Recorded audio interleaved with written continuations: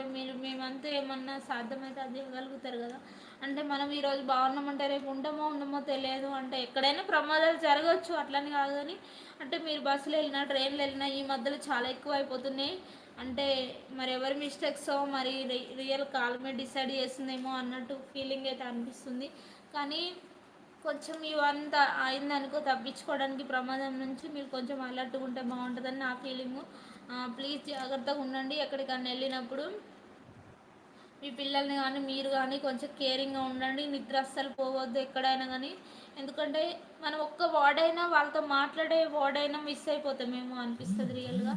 చాలా బాధ అనిపిస్తుంది. ఎందుకంటే ఇన్ని గణం జరగడం అనేది, మొన్న బస్సు యాక్సిడెంట్, ఒకటైతే ఇంకొకటి మళ్ళీ బస్సు యాక్సిడెంట్, మళ్ళీ ఇంకొకటి ట్రైన్ యాక్సిడెంట్, ఇవన్నీ జరుగుతుంటే ఏనైతే రియల్గా చాలా బాధ అనిపిస్తుంది. మనం అసలు ఏం చేయలేము కానీ మనం చూస్తుండగానే మనకు